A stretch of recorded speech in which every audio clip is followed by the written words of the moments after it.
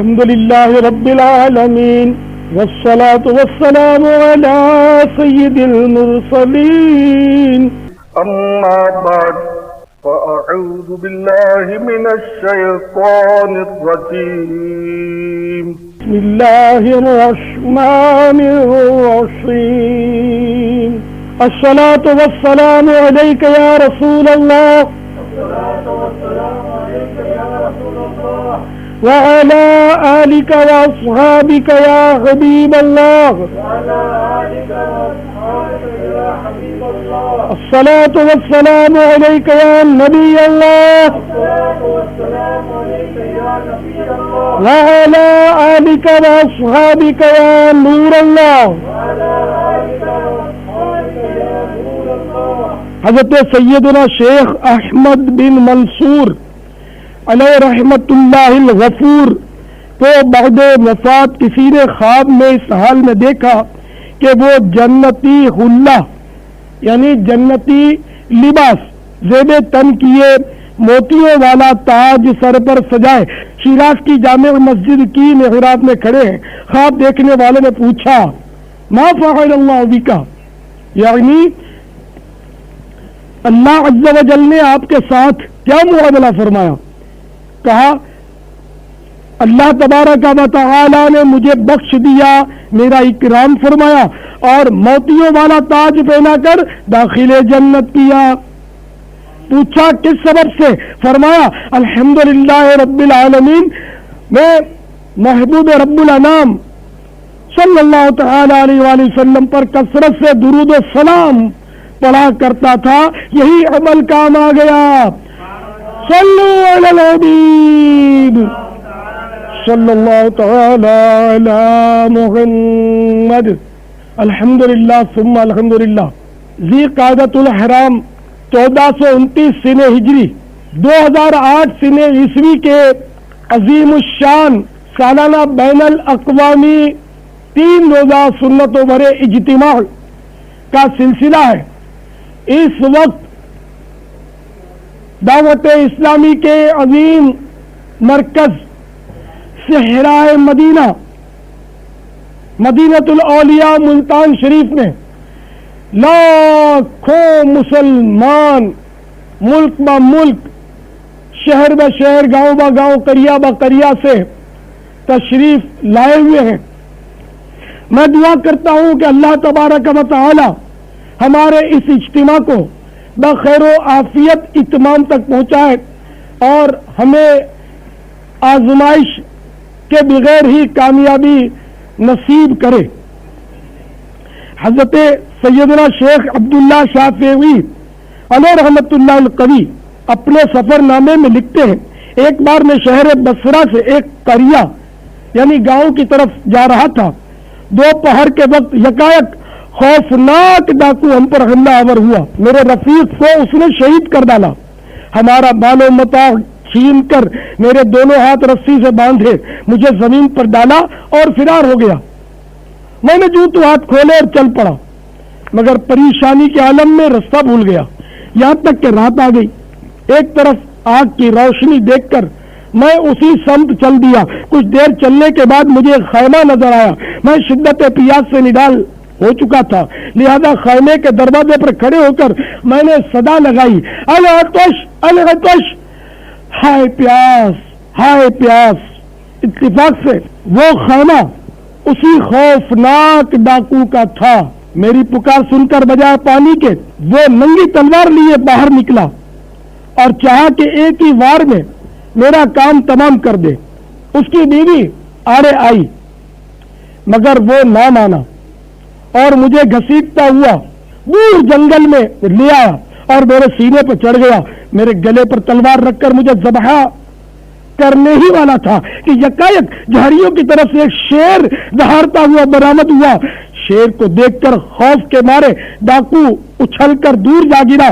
شیر نے جھپٹ کر اسے چیر پھاڑ ڈالا اور جھاڑیوں میں غائب ہو گیا. میں اس غیبی امداد پر اللہ عز و جل کا شکر بجا لایا. سچ ہے کہ برے کام کا انجام برا ہے. تو اے میرے میٹھے میٹھے اور پیارے پیارے اسلامی بھائیوں جو اس وقت صحرائے مدینہ میں مجھے سن رہے ہو اور مدنی چینل اور انٹرنیٹ کے ذریعے دنیا کے مختلف مقامات پر سننے والوں اور سننے والیوں، دیکھا آپ نے ظلم کا انجام کس قدر بھیانک ہے۔ حضرت سیدنا شیخ محمد بن اسماعیل بخاری علیہ رحمت اللہ الباری صحیح بخاری میں نقل کرتے ہیں، حضرت سیدنا ابو موسیٰ اشعری رضی اللہ تعالی عنہ سے روایت ہے، سرکار مدینہ منورہ سردار مکہ مکرمہ صلی اللہ تعالی علیہ وآلہ وسلم نے فرمایا، بے شک اللہ عز و جل ظالم کو مہلت دیتا ہے یہاں تک کہ جب اس کو اپنی پکڑ میں لیتا ہے تو پھر اس کو نہیں چھوڑتا۔ یہ فرما کر نبیوں کے تاجور محبوب رب اکبر عز و جل و صلی اللہ تعالی علیہ وآلہ وسلم نے پارہ 12 سورہ ہود کی آیت نمبر 102 تلاوت فرمائی، كَذَلِكَ أَخْذُ رَبِّكَ إِذَا أَخَذَ الْقُرَى وَهِيَ ظَالِمَةٌ إِنَّ أَخْذَهُ أَلِيمٌ شَدِيدٌ۔ میرے آقا نعمت امام اہل سنت عظیم البرکت عظیم المرتبت پروانہ شمع رسالت مجدد دین و ملت امام عشق و محبت باعث خیر و برکت عالم شریعت پیر طریقت حامی سنت ماہی بدعت مولانا شاہ امام احمد رضا خان علیہ رحمت الرحمن اپنے شہرہ آفاق ترجمہ قرآن کنز الایمان میں اس کا ترجمہ کچھ یوں کرتے ہیں، اور ایسی ہی پکڑ ہے تیرے رب عز و جل کی جب بستیوں کو پکڑتا ہے ان کے ظلم پر، بے شک اس کی پکڑ دردناک کر رہی ہے۔ اے دہشت گردیوں کا بازار گرم کرنے والوں، اے ڈکیتیاں مارنے والوں، اے لوٹ مار کرنے والوں، اے ڈاکوؤں، اے دھاڑیلوں، اے چٹھیاں بھیج کر رقموں کا مطالبہ کرنے والوں، اے تاوان طلب کرنے کے لیے بے گناہوں کو اغوا کرنے والوں اور غارت گری کا بازار گرم کرنے والوں، اس حکایت میں تمہیں عبرت کے بے شمار پھول مل سکتے ہیں۔ تمہیں اپنے انجام سے بے خبر نہیں رہنا چاہیے کہ جب دنیا میں قہر خداوندی کی بجلی گرتی ہے تو اس طرح کے ظالم لوگ کتے کی موت مارے جاتے ہیں اور ان پر دو آنسو بہانے والا بھی کوئی نہیں ہوتا، اور آخرت کی سزا کون برداشت کر سکتا ہے؟ یقیناً لوگوں پر ظلم کرنا گناہ دنیا و آخرت کی بربادی کا سبب اور عذاب جہنم کا باعث ہے۔ اس میں اللہ رسول عز و جل و صلی اللہ تعالی علیہ وآلہ وسلم کی نافرمانی بھی ہے اور بندوں کی حق تلفی بھی۔ خوفناک ڈاکو کا بھی آپ نے تذکرہ سماعت فرمایا، وہ لوٹ مار کی خاطر قتل لاحق بھی کرتا تھا، دنیا ہی میں اس نے ظلم کا انجام دیکھ لیا اور آنے والی نسلوں کے لیے سراپا عبرت بن گیا۔ اب نہ جانے اس کی قبر میں کیا ہو رہا ہوگا، نیز قیامت کا معاملہ ابھی باقی ہے۔ آج بھی ڈاکو عموماً مال کے لالچ میں قتل ناحق بھی کر ڈالتے ہیں۔ یاد رکھیے قتل ناحق انتہائی بھیانک جرم ہے۔ حضرت سیدنا محمد بن عیسیٰ ترمذی علیہ رحمت اللہ القوی اپنے مشہور مجموعہ احادیث ترمذی شریف میں حضرات سیدینا ابو سعید خدری و ابو ہریرہ رضی اللہ تعالی عنہما سے نقل کرتے ہیں، اگر تمام آسمان و زمین والے ایک مسلمان کا خون کرنے میں شریک ہو جائیں تو اللہ عز و جل ان سبوں کو منہ کے بل اوندھا کر کے جہنم میں ڈال دے گا۔ اے لوگوں کا مال ناحق دبا لینے والوں، اے لوگوں کی جیب کاٹ کر ان سے رقمیں نکال لینے والوں، اے مسلمانوں کو دھمکیاں دے کر لوٹ لینے والوں، ان کے اموال پر قبضہ جمانے والوں، ان کی زمینیں غصب کرنے والوں، اے وہ کسانوں جو غریب لوگوں کی زمینیں دبا کر اس پر کھیتیاں سرسبز و شاداب دیکھ کر خوش ہو جاتے ہو، اپنی آخرت کو مت بھولو۔ آج جو مال حرام بآسانی گلے کے نیچے اترتا ہوا محسوس ہو رہا ہے، وہ بروز قیامت کہیں تمہیں سخت مصیبت میں نہ ڈال دے۔ سنو سنو، حضرت سیدنا فقی ابو اللیث سمرقندی علیہ رحمت اللہ القوی قرۃ العیون میں نقل کرتے ہیں، بے شک پل صراط پر آگ کی بیڑیاں ہیں، جس نے حرام کا 1 درہم بھی لیا اس کے پاؤں میں آگ کی بیڑیاں ڈالی جائیں گی، جس کے سبب اسے پل صراط پر گزرنا دشوار ہو جائے گا، یہاں تک کہ اس درہم کا مالک اس کی نیکیوں میں سے اس کا بدلہ نہ لے لے۔ اگر اس کے پاس نیکیاں نہ ہوں گی تو وہ اس کے گناہوں کا بوجھ بھی اٹھائے گا اور جہنم میں گر پڑے گا۔ الامان الامان الامان۔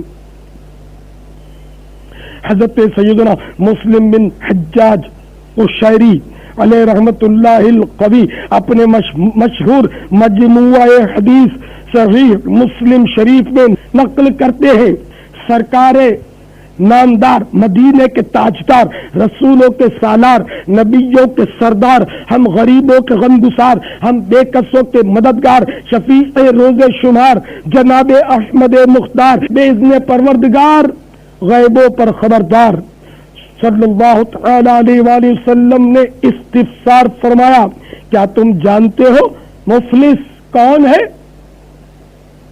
صحابہ کرام علیہم الرضوان نے عرض کی، یا رسول اللہ عز و جل و صلی اللہ تعالی علیہ وآلہ وسلم، ہم میں سے جس کے پاس دراہم یعنی رقم اور سامان نہ ہو وہ مفلس یعنی غریب و نادار ہے۔ فرمایا میری امت میں مفلس یعنی غریب مسکین نادار وہ ہے جو قیامت کے دن نماز روزے اور زکوٰۃ لے کر آیا اور یوں آیا کہ اسے گالی دی، اس پر تہمت لگائی، اس کا مال کھا گیا، اس کا خون بہایا، اسے مارا، تو اس کی نیکیوں میں سے کچھ اس مظلوم کو دے دی جائیں اور کچھ اس مظلوم کو۔ پھر اگر اس کے ذمے جو حقوق تھے ان کی ادائیگی سے پہلے اس کی نیکیاں ختم ہو جائیں تو ان مظلوموں کی خطائیں لے کر اس ظالم پر ڈال دی جائیں، پھر اسے آگ میں پھینک دیا جائے۔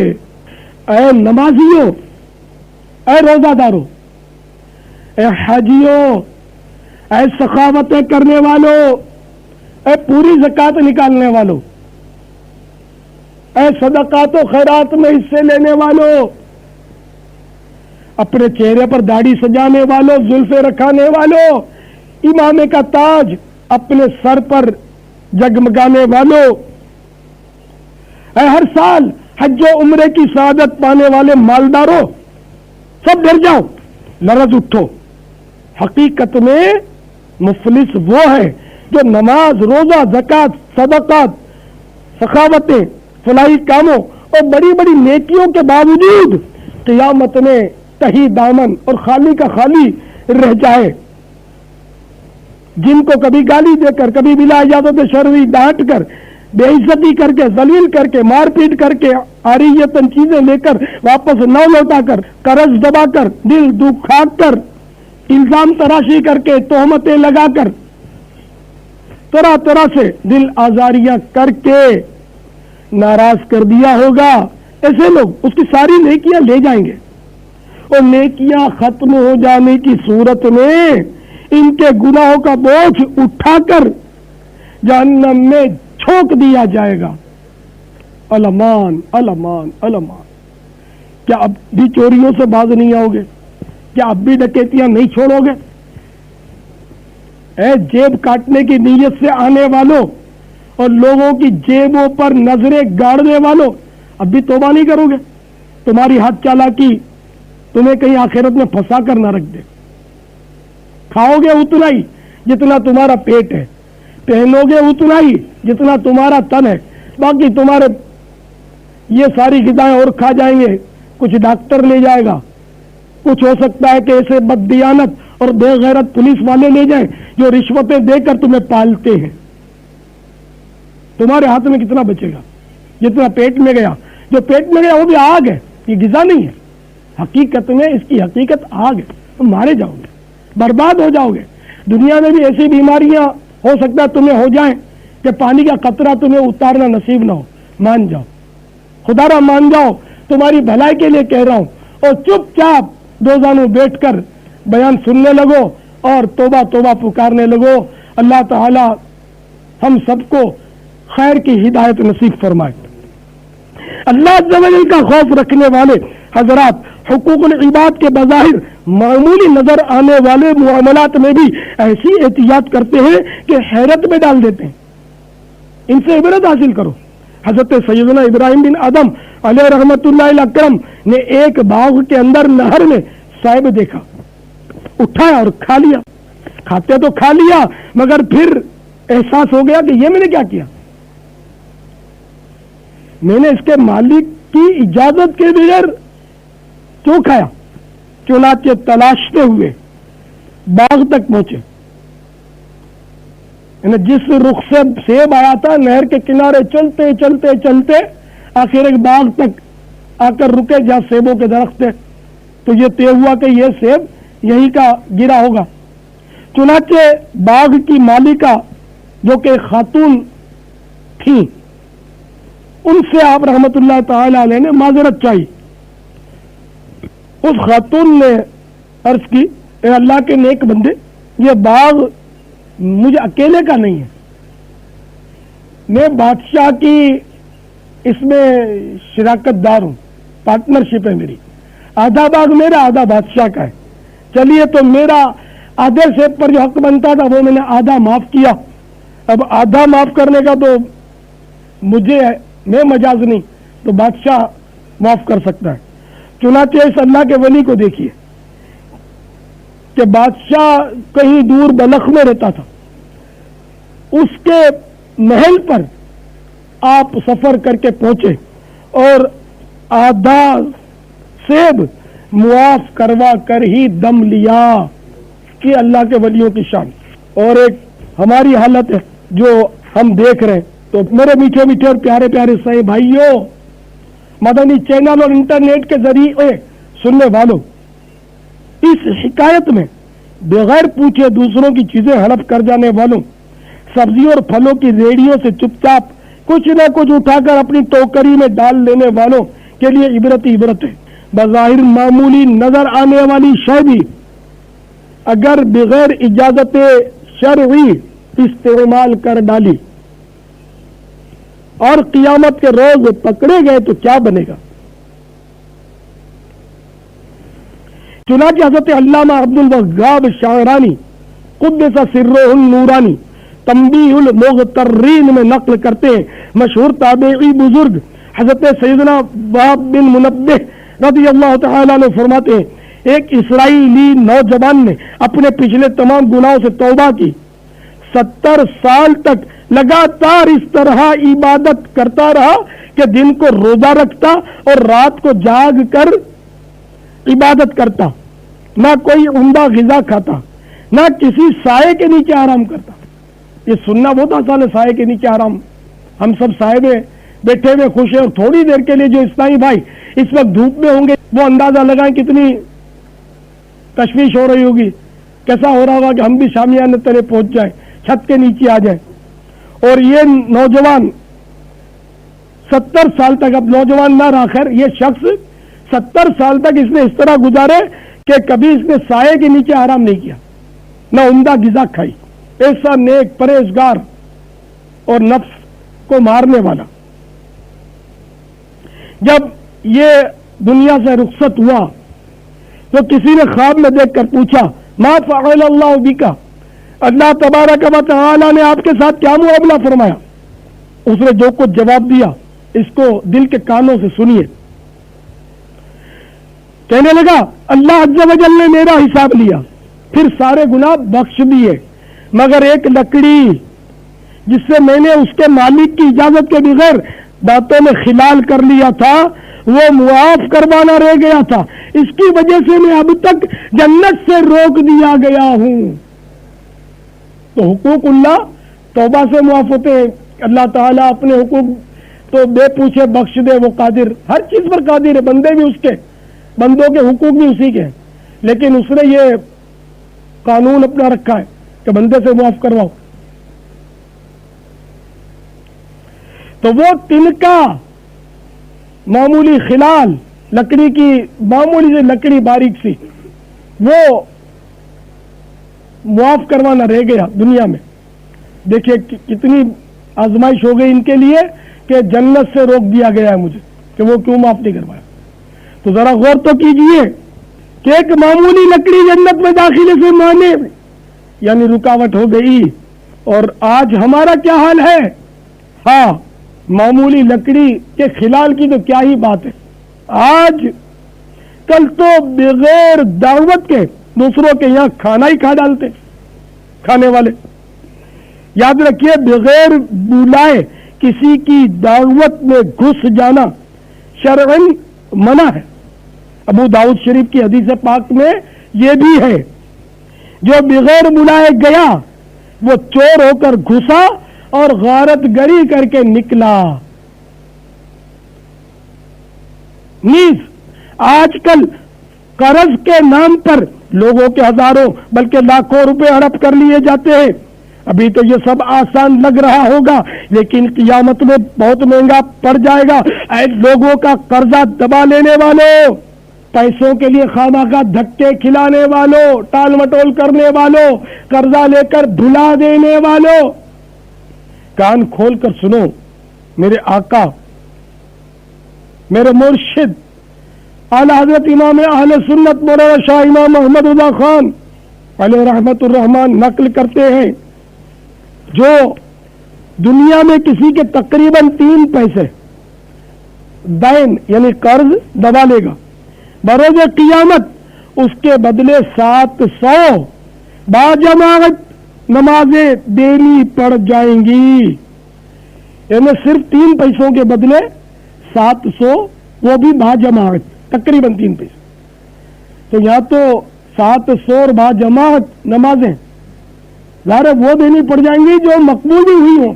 تو اپنے کو تو نماز پڑھنا اول تو نصیب کتنا ہوتا ہے، اور جو پڑھتے ہیں ان کو نماز پڑھنا کتنا آتا ہے، یہ ہر ایک اپنے اوپر غور کر لے۔ تو آخرت کا حساب جو یہ بڑا مہنگا پڑے گا۔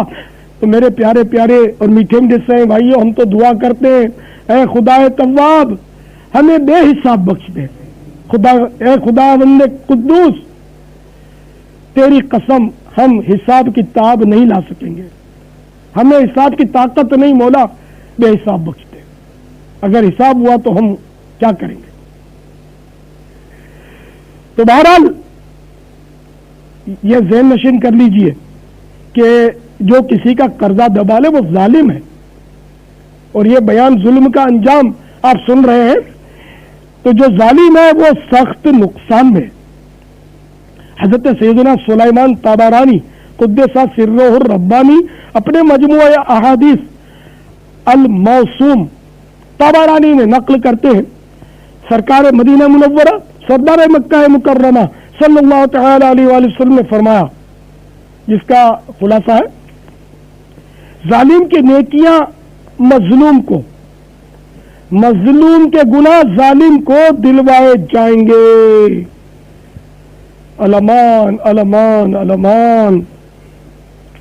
قرض کی بات چلی تو یہ بھی بتاتا چلوں کہ حجت الاسلام حضرت سیدنا امام محمد بن محمد غزالی علیہ رحمت اللہ والی کیمیا سعادت میں نقل کرتے ہیں، جو شخص قرض لیتا ہے اور یہ نیت کرتا ہے کہ میں اچھی طرح ادا کر دوں گا، تو اللہ رب عزت عز و جل اس کی حفاظت کے لیے اس پر چند فرشتے مقرر فرما دیتا ہے، اور وہ دعا کرتے ہیں کہ اس کا قرض ادا ہو جائے۔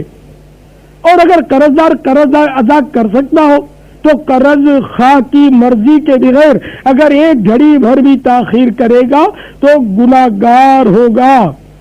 اور ظالم قرار پائے گا، خواہ روزے کی حالت میں ہو یا سو رہا ہو، اس کے ذمے گناہ لکھا جاتا رہے گا، گویا ہر حال میں گناہ کا میٹر چلتا رہے گا، اور ہر صورت میں اس پر اللہ رب العزت عز و جل کی لعنت پڑتی رہے گی۔ یہ گناہ تو ایسا ہے کہ نیند کی حالت میں بھی اس کے ساتھ رہتا ہے، اگر اپنا سامان بیچ کر قرض ادا کر سکتا ہے تب بھی کرنا پڑے گا،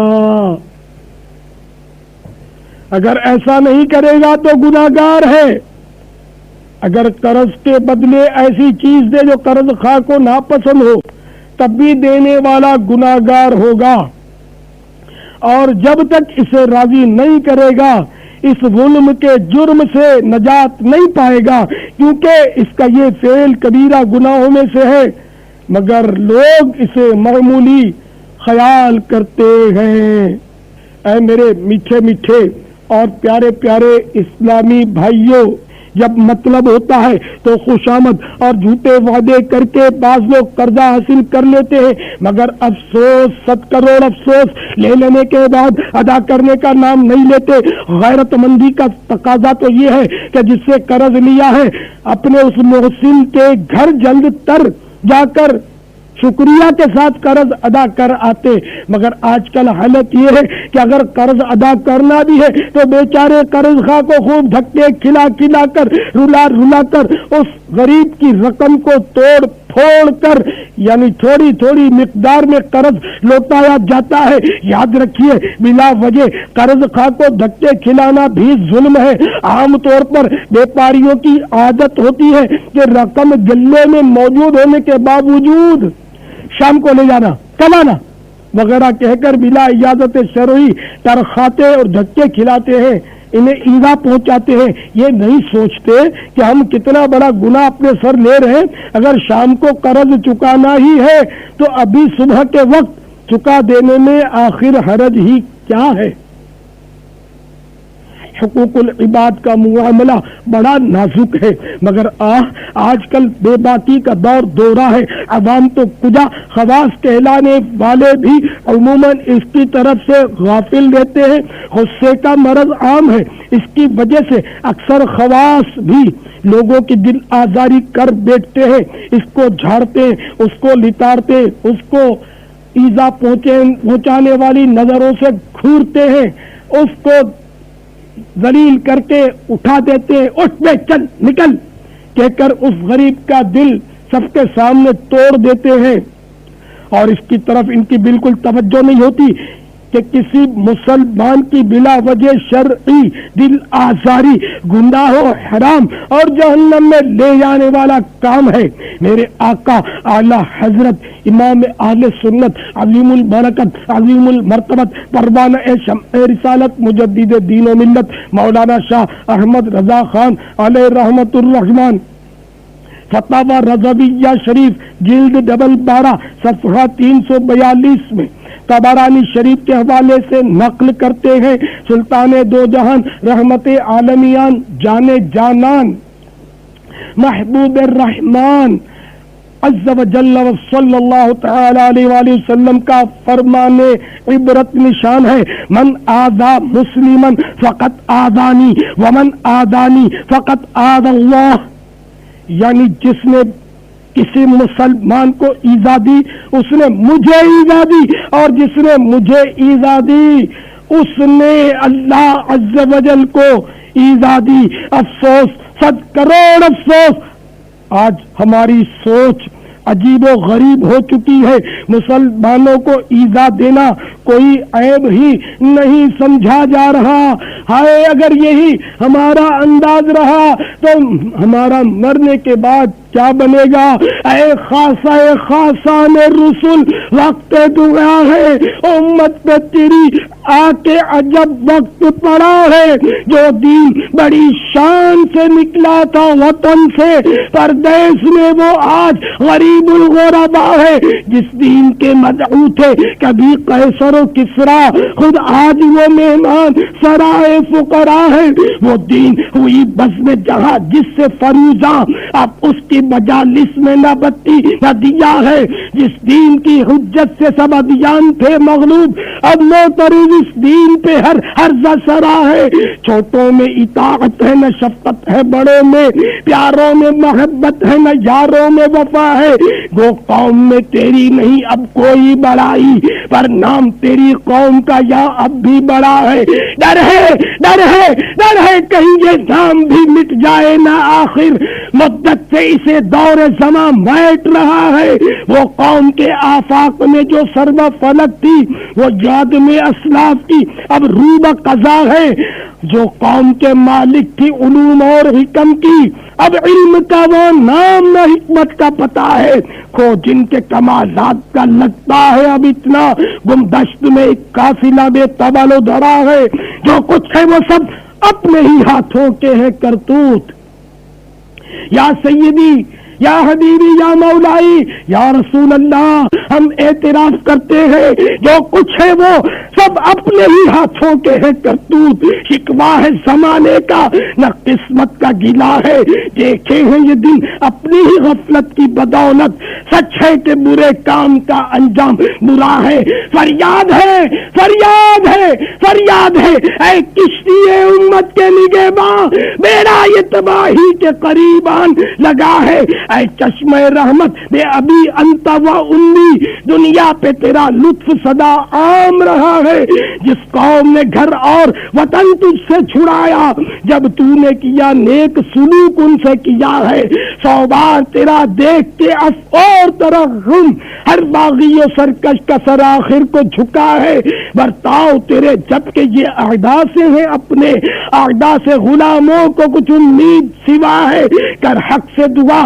امت مرحوم کے حق میں، خطروں میں بہت اس کا جہاز آ کے گرا ہے، امت میں تیری نیک بھی ہے بد بھی ہے، لیکن دل دادا تیرا ایک سے ایک ان میں سوا ہے، ایمان جسے کہتے ہیں عقیدے میں ہمارے، وہ تیری محبت تیری عطرت کی بلا ہے، جو خاک تیرے درس پہ ہے جاروب سے اڑتی، وہ خاک ہمارے لیے دارو شفا ہے، جو شہر ہوا تیری ولادت سے مشرف، اب تک وہی قبلہ تیری امت کا رہا ہے، جس شہر نے پائی تیری ہجرت سے سعادت، مکے سے کشش اس کی ہر ایک دل میں سوا ہے، کل دیکھیے پیش آئے غلاموں کو تیرے کیا، اب تک تو تیرے نام پہ ایک ایک فدا ہے، ہم نیک ہیں یا بد ہیں پھر آخر ہے تمہارے، اے اللہ کے محبوب نگاہ کرم نگاہ کرم، یا رسول اللہ انظر حالنا، یا حبیب اللہ اسمع قولنا، اننی فی بحر ہم مغرق خود یدی سجل لنا اشکالنا، ہم نیک ہیں یا بد ہیں پھر آخر ہے تمہارے، نسبت بہت اچھی ہے اگر حال برا ہے، تدبیر سنبھلنے کی ہمارے نہیں کوئی، ہاں ایک دعا تیری کے مقبول خدا ہے، صلو علی الحبیب صلی اللہ تعالی علی محمد۔ اے میرے میٹھے میٹھے اور پیارے پیارے اسلامی بھائیوں، اگر آپ کبھی کسی مسلمان کی بلا وجہ شرعی دل آزاری کر بیٹھے ہیں تو اس سے آپ کا چاہے ایسا ہی قریبی رشتہ ہے، بے شک بڑے بھائی ہیں، وہ آپ کا چھوٹا بھائی ہے، آپ اس کے والد ہیں، شوہر ہیں، سسر ہیں، یا کتنے ہی بڑے رتبے کے مالک ہیں، چاہے صدر ہے، چاہے وزیر اعظم ہے، چاہے استاد ہے، پیر و مرشد ہے، یا امام و خطیب ہے، آپ کچھ بھی ہیں، بغیر شرمائے توبہ بھی کیجئے اور اس بندے سے معافی مانگ کر اس کو راضی بھی کر لیجئے، ورنہ خدا کی قسم جہنم کا عذاب برداشت نہیں ہو سکے گا۔ سنو سنو اے لوگوں کا دل دکھانے والوں، اے دل آزاریاں کرنے والوں، اے مسلمانوں کو ایذا دینے والوں، اے مسلمانوں کو ذلیل کرنے والوں، اے لوگوں کے دل دکھانے والوں، اے مسلمانوں کو ایذا پہنچانے والوں، سنو سنو، دیکھیں بعض اوقات طنز کرنے سے بھی ایذا ہو جاتی ہے، بعض اوقات بلا وجہ اس پر تنقید کرنے سے بھی ایذا ہو جاتی ہے، ہاں ہاں، اگر موٹے کو کہو گے یہ موٹا تو بھی ایذا ہو جائے گی، نابینا کو کہو گے اندھے تب بھی ایذا ہو جائے گی، اے بہرے، اے گونگے، اندھا ہے دیکھتا نہیں ہے، बेवकूफ कहीं का। बिला उजरे बिला इजाजत शरई इस तरह के अल्फाज कहने से भी दिल आजारियां होती हैं। बज़ाहिर बहुत मामूली दिल आजारियां लगती हैं, ये बहुत मामूली फेल लगते हैं, लेकिन दिल आजारी, आखिर दिल आजारी है मुसलमान का दिल दुखाना, ये बहुत खतरनाक है। सुनो सुनो, मेरे आका मदीने वाले मुस्तफ़ा सल्लल्लाहु तआला अलैहि वसल्लम ने एक मर्तबा काबा मुशर्रफा को मुखातब करके फरमाया, मुसलमान की हुर्मत यानी मुसलमान की इज्जत तुझसे ज्यादा है, तो मुसलमान की बेइज्जती करना, उसको जलील करना बिला इजाजत शरई, ये कोई छोटा जुर्म नहीं है।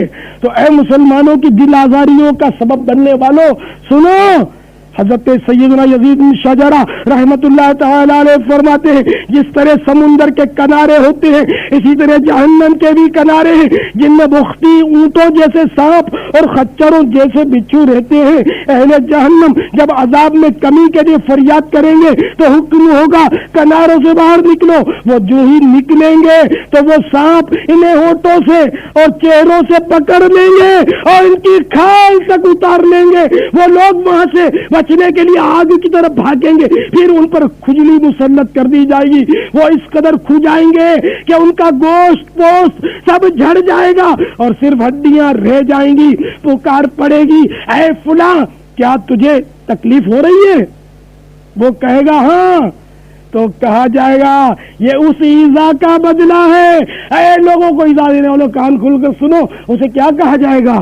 कहा जाएगा ये उस ईजा का बदला है जो तू मुसलमानों को दिया करता था। अलमान वल हफीज, अलमान वल हफीज, तूबू इलल्लाह, अस्तगफिरुल्लाह, सल्लु अलल हबीब सल्लल्लाहु तआला अला मुहम्मद। अरे ईजा तो बहुत मामूली हरकत से भी बसा औकात हो जाती है। हाय हाय, हमारा क्या बनेगा?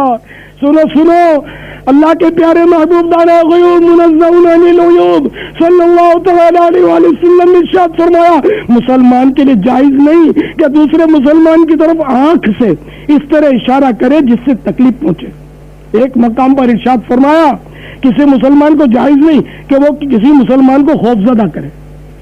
तो मालूम हुआ कि किसी को खौफजदा करना या ईजा देने वाली नजरों से घूरना, इसकी भी शरई इजाजत नहीं है कि ये भी ईजा है।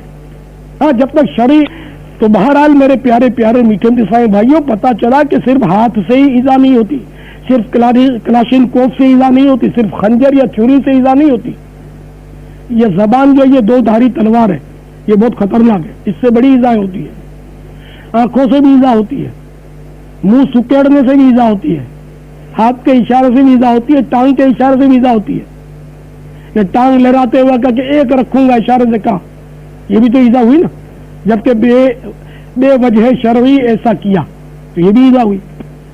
तो जिस्म के मुख्तलिफ आज़ा से भी ईजा हो सकती है, लकड़ी से भी ईजा हो सकती है, डंडी से भी हो सकती है, हाँ एक तरीके से भी हो सकती है, सुई से भी हो सकती है, और बम से भी हो सकती है, धमाके से भी हो सकती है, दहशतगर्दी से भी हो सकती है, चोरी डकैती से भी हो सकती है, जेब कतरने की हरकत से भी हो सकती है, छीन लेने से भी हो सकती है, छुपा लेने से भी होती है और चुरा लेने से भी हो सकती है, कत्ल करने से भी हो सकती है, तो जख्मी करने से भी हो सकती है। ईजा की सूरतें सैकड़ों हजारों हैं। तहरीर से भी ईजा होती है, जी हाँ, तहरीर, ऐसी ईजा देने वाली तहरीरें भी लोग ज़ाहिर बनाते हैं, उससे भी ईजा होती है। तो नाहक ईजा बहुत खतरनाक है, खुदा की कसम, अजाब कोई बर्दाश्त नहीं कर सकेगा, सारी फूफा निकल जाएगी, सारी अकड़ी खत्म हो जाएगी, सारा रोब दाब जाता रहेगा। ऐ अरबाब इख्तिदार, तुम भी खबरदार, अगर तुम इख्तिदार के नशे में बदमस्त होकर तुमने मुसलमानों को ईजा दी कि आज तुम्हारे पास कुर्सी है, क्या तुम्हें नहीं पता कि ये कुर्सी बहुत ज्यादा आर्जी है? मुख्तसर सी जिंदगी में तुमने भी देखा होगा, मैंने भी देखा है, बहुत सारे कुर्सियों पर आए, बड़े खुल के खेले, आखिर कहां गए?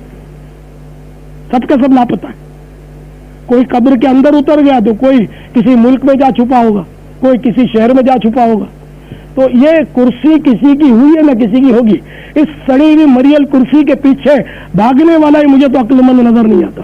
تو بیچارہ کوئی ایسے ہی ہے کہ جو ایسی کرسیوں کے پیچھے بھاگتا اور اس کے لیے معاذ اللہ پھر قتل و غارت گری بھی کرتا ہو, معاذ اللہ ثم معاذ اللہ, اور سیاستیں کھیلتا ہو اور ترکیبیں بناتا ہو, رشوتیں دیتا ہو. توبہ توبہ توبہ. خدا کی قسم اگر مجھے تو کسی ملک کا مفت میں گھر چل کر بھی کوئی وزیر اعظم بنائے نا تو میں نہیں بنوں گا. ٹھیک ہے شیخ چلی والی بات ہے, لیکن میں نے تو اپنے دل کی بات کہی ہے. بدگمانی کرو گے تم پھنس جاؤ گے کہ یہ ایسے ہانکتا ہے. نہیں, بدگمانی مت کرنا. میں نے اپنے دل کے جذبات ادا کیے ہیں. مجھے غلامی مصطفیٰ کی کرسی چاہیے. ظاہر نصیب غلامی مصطفیٰ کی کرسی مل جائے تو پھر تو کیا بات ہے. تخت سکندری پر وہ تھوکتے نہیں ہیں, بستر لگا ہوا ہے جن کا تیری گلی میں. تو کاش ہمیں تو غلامی مصطفیٰ کی کرسی مل جائے. تو دنیا کے مختلف ملکوں میں سننے والوں, مدنی چینل کے ذریعے سننے والوں, تم بھی غور کرتے چلو. ہمارے بزرگان دین رحمہم اللہ المبین دوسروں کے حقوق کے معاملے میں انتہائی درجہ حساس ہوتے تھے اور ادائیگی یہ حق میں حیرت انگیز حد تک محتاط تھے. چنانچہ حضرت سیدنا عبداللہ بن مبارک رحمت اللہ تعالی علیہ ملک شام میں چند روز کے لیے مقیم ہوئے. وہاں احادیث مبارکہ لکھتے رہے. ایک بار ان کا قلم ٹوٹ گیا, لہذا عاریتاً یعنی وقتی طور پر کسی اور سے دوسرا قلم مانگ لیا. واپسی پر وہ قلم بھولے سے وطن ساتھ لیتے آئے. جب یاد آیا تو صرف قلم واپس دینے کے لیے آپ رحمت اللہ تعالی علیہ نے اپنے وطن سے ملک شام کا سفر اختیار کیا. تو دیکھا آپ نے ہمارے اسلاف رحمہم اللہ تعالی پرائی چیز کے معاملے میں کس قدر ڈرتے تھے. مگر افسوس, 100 کروڑ افسوس, ہم اس معاملے میں کس قدر بے خوف ہوتے جا رہے ہیں. یاد رکھیے, جان بوجھ کر دوسروں کی چیزیں رکھ لینا اگرچہ بہت آسان معلوم ہوتا ہے, مگر قیامت میں صاحب حق کو اس کا بدلہ چکانا اور اس کو راضی کرنا بہت ہی مشکل ہو جائے گا. اس لیے دوسروں کے ایک ایک دانے اور ایک ایک تنکے کے بارے میں بھی احتیاط کرنی چاہیے. بغیر اجازت کسی کی کوئی چیز مثلا چادر, تولیہ, برتن, چارپائی, کرسی وغیرہ وغیرہ ہرگز استعمال نہیں کرنی چاہیے. ہاں, اگر ان چیزوں کے مالک کی طرف سے اذن عام ہو اور عرف والا کوئی معاملہ ہو تو پھر استعمال کرنے میں حرج نہیں. مثلا کسی کے گھر مہمان بن کر گئے تو عموماً ان چیزوں کے استعمال کی صاحب خانہ کی طرف اجازت ہو جاتی ہے. اکثر دیکھا جاتا ہے کہ لوگ مسجد میں بغیر اجازت, چپل کے مالک کی اجازت کے بغیر چپل پہن کر استنجا خانے چلے جاتے ہیں. ذرا سوچئے تو صحیح, آپ کسی کے چپل پہن کر استنجا خانے تشریف لے گئے اور جس کے چپل ہے وہ باہر جانے کے لیے اپنے چپل کی طرف آیا, چپل غائب پا کر یہ سمجھ کر کہ چوری ہو گئے, بیچارہ دل محسوس کر رہ گیا اور ننگے پاؤں چلا گیا. آپ نے اگرچہ واپس آ کر وہ چپل وہیں رکھ دی ہے, مگر اس کا مالک تو انہیں ضائع کر چکا, اس کا وبال کس پر. اور اگر اس کا مالک ضائع نہیں بھی کر پایا, اس کو مل بھی گئے, تب بھی آپ نے بغیر اجازت استعمال کیا کیوں. تو بہرحال آپ کی وجہ سے اس کے چپل ضائع ہو گئے تو آپ ظالم قرار پائے. اسی طرح حرمین طیبین میں بھی دیکھا جاتا ہے کہ لوگ بکثرت دوسروں کے چپل پہنتے ہیں, دروازے پر چپل بھی ڈھیر لگا ہوتا ہے اور پہن لیتے ہیں. تو اس طرح چپل اگرچہ مالک چھوڑ کر چلا گیا, وہ غیر مستحق اس چپل کو نہیں لے سکتا. یہ ذہن میں رکھیے گا. آپ کے ٹھیک ہے مکس ہو گئے, نہیں مل رہے, ادھر ادھر ہو گئے, آپ ننگے پیر چلے جائیں. آقا کی گلیوں میں ننگے پیر چلنا تو پھر سعادت در سعادت ہے. تو یہ بھی ظلم ہے کسی کے چپل بلا اجازت اٹھا کے چلے جانا. حضرت سیدنا شیخ عبد الوہاب شعرانی قدس سرہ نورانی فرماتے ہیں, بسا اوقات ایک ہی ظلم کے بدلے, صرف ایک ظلم کے بدلے ظالم کی ساری نیکیاں لے کر بھی مظلوم خوش نہ ہوگا. ہائے ہائے. تو بہرحال معاملہ بڑا نازک ہے میرے پیارے پیارے اور میٹھے میٹھے صحیح بھائیوں. بہت سمجھنے کی بات ہے, بہت کوشش کرنی چاہیے, بھرپور کوشش کرنی چاہیے کہ ہم سے کسی کا دل نہ دکھ جائے.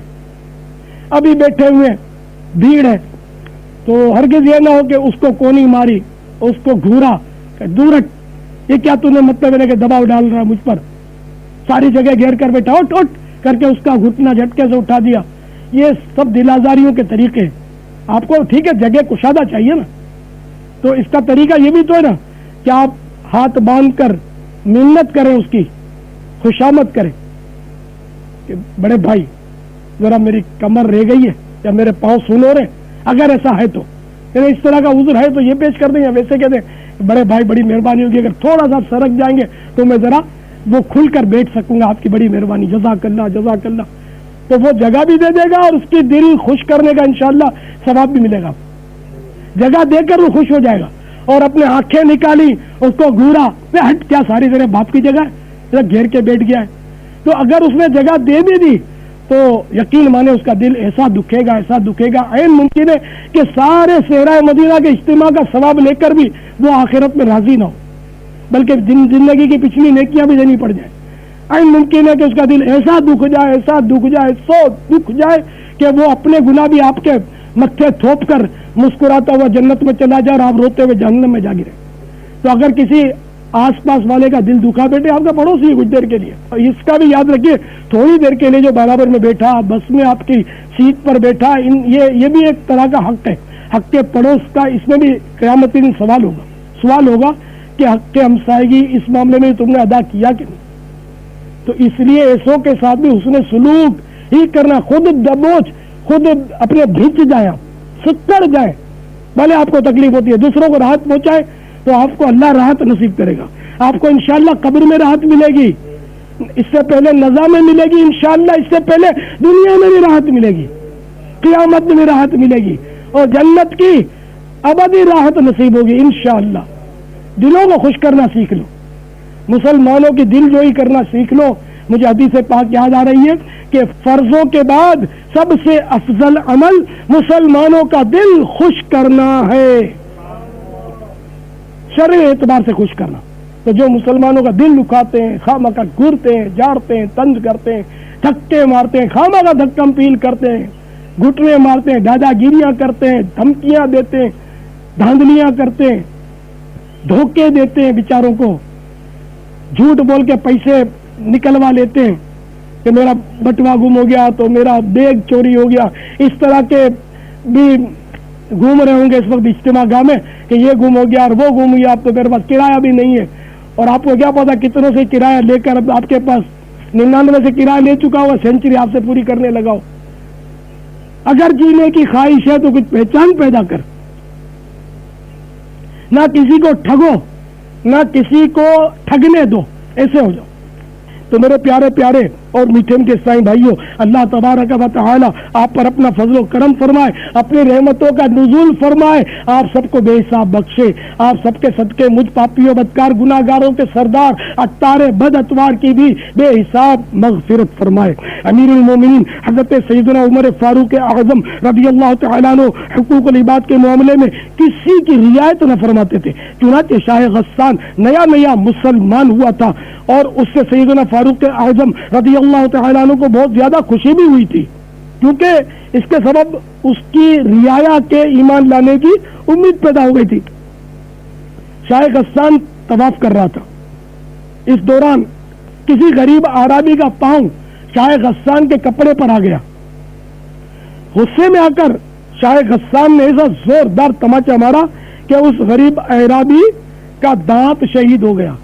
اعرابی جو ہے یہ عرب کے دیہاتیوں کو بولتے ہیں، تو اس کا دانت شہید ہو گیا. اس مظلوم نے حضرت سیدنا عمر فاروق اعظم رضی اللہ تعالیٰ عنہ کی بارگاہ میں شاہ غسان نے تماچا مارنے کا اعتراف کیا. تو آپ رضی اللہ تعالیٰ عنہ نے مدعی یعنی اس مظلوم اعرابی سے فرمایا کہ آپ شاہ غسان سے قصاص یعنی بدلہ لے سکتے ہیں. یہ سن کر شاہ غسان نے برا مناتے ہوئے کہا کہ ایک معمولی دیہاتی مجھے جیسے بادشاہ کے برابر کیسے ہو سکتا ہے جو اس کو مجھ سے بدلہ لینے کا حق حاصل ہو گیا. آپ رضی اللہ تعالیٰ نے فرمایا اسلام نے دونوں کو برابر کر دیا ہے. شاہ غسان نے قصاص کے لیے 1 دن کی مہلت لی اور رات کے وقت فرار ہو گیا، بھاگ گیا اور مرتد ہو گیا. میٹھے میٹھے اسلامی بھائیوں، دیکھا آپ نے حضرت سیدنا فاروق اعظم رضی اللہ تعالیٰ عنہ نے شاہ غسان جیسے بادشاہ کی ذرہ برابر بھی رعایت نہ فرمائی، حالانکہ اس سے امید تھی کہ اس کی رعایا مسلمان ہو جاتی. لیکن آپ نے انصاف کا دامن ہاتھ سے نہ جانے دیا، اور اس بدنصیب کے اسلام سے پھر کر دوبارہ کفر و ارتداد کے گڑھے میں کود جانے سے اسلام کو بھی کوئی نقصان نہ پہنچا،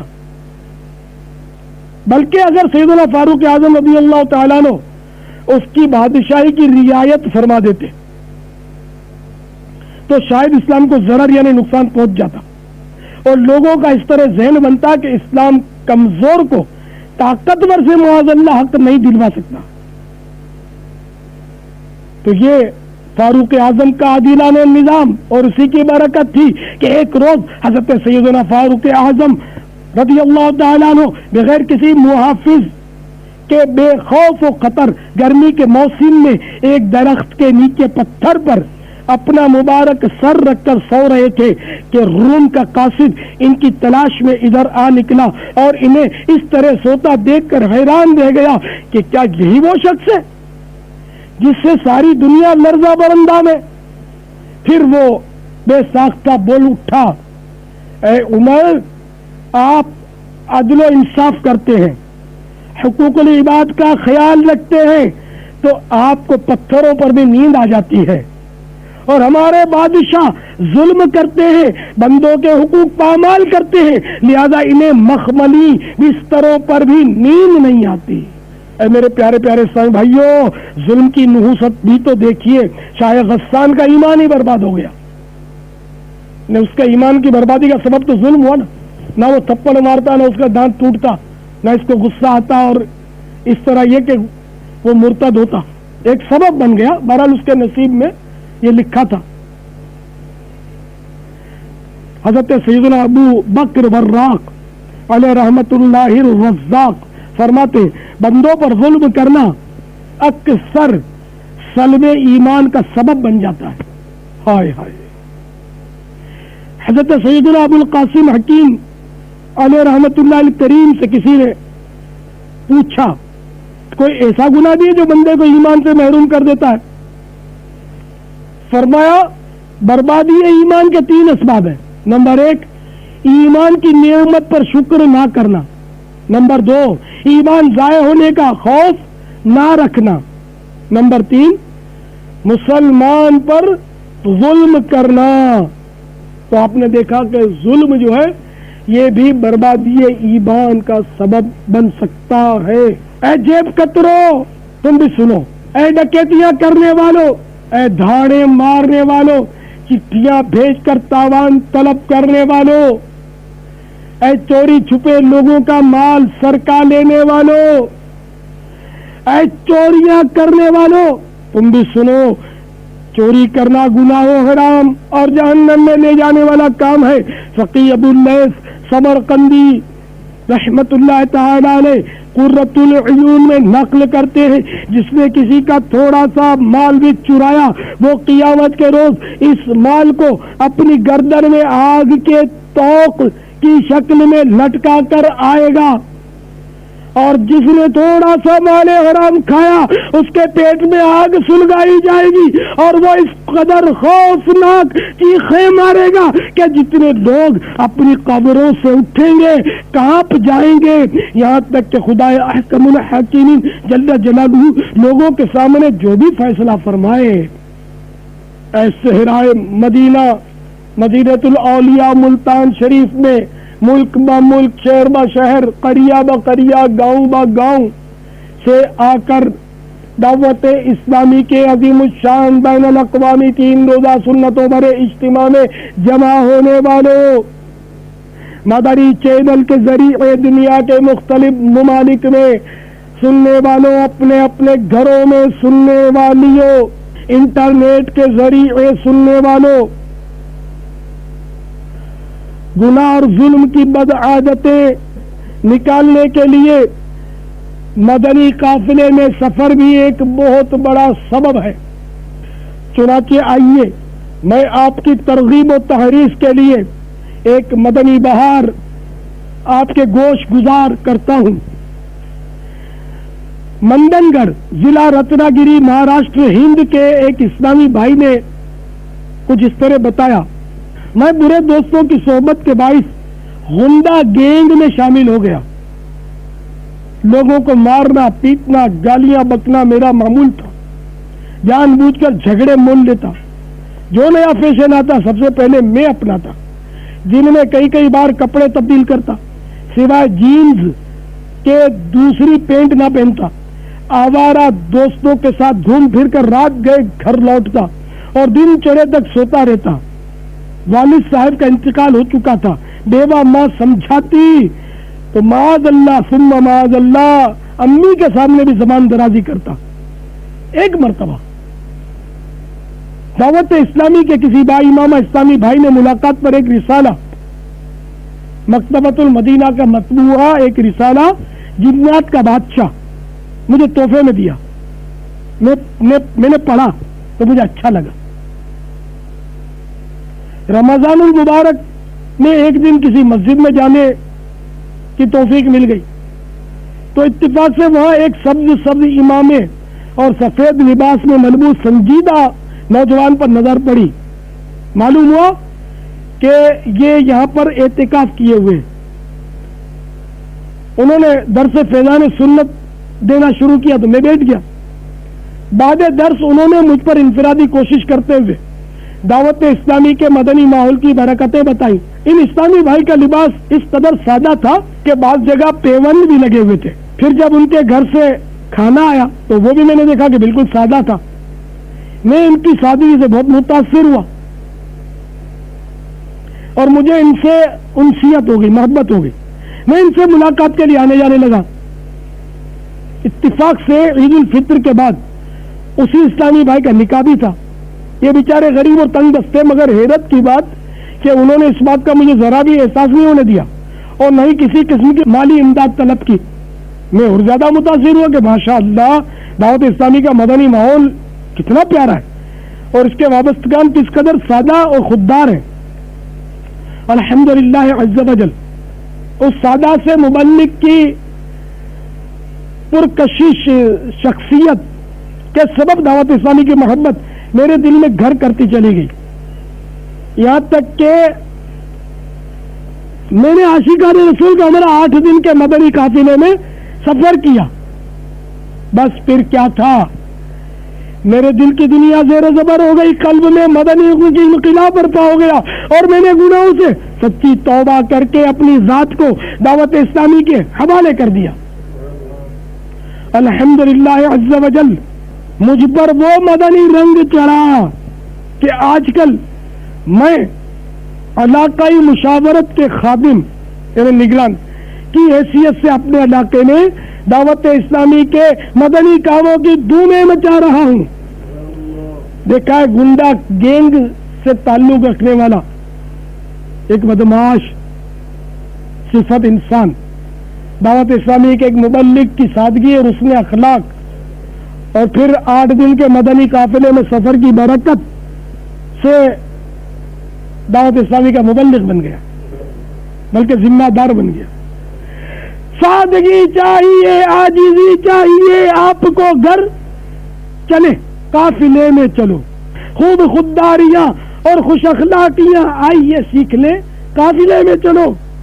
عاشقان رسول لائے سنت کے پھول, آؤ لینے چلے قافلے میں چلو. صلو علی الحبیب صلی اللہ تعالی علی محمد. اے مسلمانوں کو ستانے والوں, اے لوگوں کے دل دکھانے والوں, اے لوگوں کے نام بگاڑنے والوں. جی ہاں, نام بگاڑنے کا رواج بہت ہے.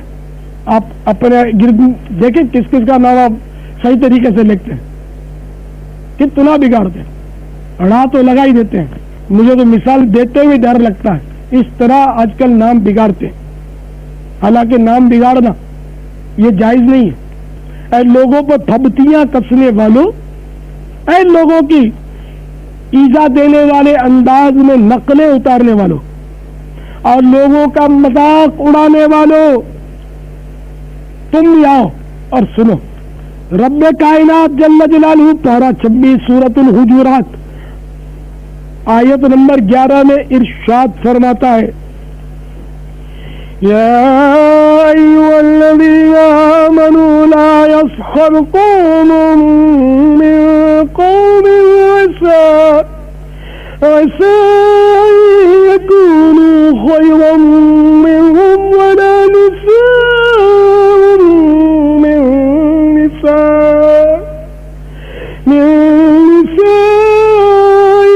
عسى أن يكونوا خيرا منهم ولا تلمزوا أنفسكم ولا تنابزوا بالألقاب بئس الاسم الفسوق بعد الإيمان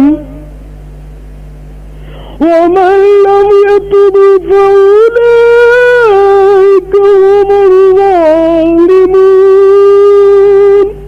میرے حقائے نعمت اعلی حضرت امام اہل سنت عظیم البرکت عظیم المرتبت پروان شمع رسالت امام عشق و محبت مجدد دین و ملت حامی سنت ناہی بدعت عالم شریعت پیر طریقت آفتاب ولایت باعث خیر و برکت حضرت علامہ مولانا الحاج الحافظ القاری شاہ امام احمد رضا خان علیہ رحمت الرحمان اپنے شعرا آفاق ترجمہ قرآن کنز الایمان میں اس کا ترجمہ کچھ یوں کرتے ہیں. اے ایمان والو، نہ مرد مردوں سے ہنسے، عجب نہیں کہ وہ ان ہنسنے والوں سے بہتر ہو، اور نہ عورتیں عورتوں سے، دور نہیں کہ وہ ان ہنسنے والیوں سے بہتر ہو، اور آپس میں تعینہ نہ کرو اور ایک دوسرے کے برے نام نہ رکھو. کیا ہی برا نام مسلمان ہو کر فاسق کہلانا، اور جو توبہ نہ کرے وہی ظالم ہے. تو میٹھے میٹھے اسلامی بھائیوں، کسی کی غربت یا حسب نسب یا جسمانی عیب پر ہنسنا گناہ ہے. اسی طرح نام بگاڑنا بھی گناہ ہے. کسی کو کتا گدھا سور وغیرہ نہیں کہہ سکتے. اسی طرح کسی میں عیب موجود ہو تب بھی اسے اس عیب کے ساتھ نہیں پکار سکتے. مثلا اے اندھے، ابے کانے، او لمبے، ارے ٹھگنے وغیرہ. ہاں، ضرورتاً پہچان کروانے کے لیے کہنے کی اجازت کی صورت نکلتی ہے. لوگوں پر ہنسنے، برے القاب سے پکارنے اور مذاق اڑانے والوں کو قرآن پاک نے فاسق کا فتویٰ ارشاد فرمایا ہے، اور جو توبہ نہ کرے اسے ظالم قرار دیا ہے. اے مسلمانوں کا مذاق اڑانے والوں، آؤ کان کھول کر سنو کہ جب کسی مسلمان کا مذاق اڑانے کو جی چاہے تو خدا را اس روایت پر غور کر لیا کرو. جیسا کہ سرکار نامدار مدینے کے تاجدار رسولوں کے سالار نبیوں کے سردار شہنشاہ ابرار سرکار والا تمام غریبوں کے غم گسار ہم بے کسوں کے مددگار بزن پروردگار صاحب پسینے خوشبودار شفیع روز شمار جناب احمد مختار صلی اللہ تعالی علیہ وآلہ وسلم کا فرمان عبرت نشان ہے. قیامت کے روز لوگوں کا مذاق اڑانے والے کے سامنے جنت کا ایک دروازہ کھولا جائے گا اور کہا جائے گا کہ آؤ، تو وہ بہت ہی بے چینی اور غم میں ڈوبا ہوا اس دروازے کے سامنے آئے گا، مگر جیسے ہی وہ دروازے کے پاس پہنچے گا وہ دروازہ بند ہو جائے گا. پھر جنت کا ایک دوسرا دروازہ کھلے گا اور اس کو پکارا جائے گا کہ آؤ. چنانچہ وہ بے چینی اور رنج و غم میں ڈوبا ہوا اس دروازے کے پاس پہنچے گا تو وہ دروازہ بھی بند ہو جائے گا. اسی طرح اس کے ساتھ معاملہ ہوتا رہے گا یہاں تک کہ جب دروازہ کھلے گا اور پکار پڑے گی تو وہ نہیں جائے گا.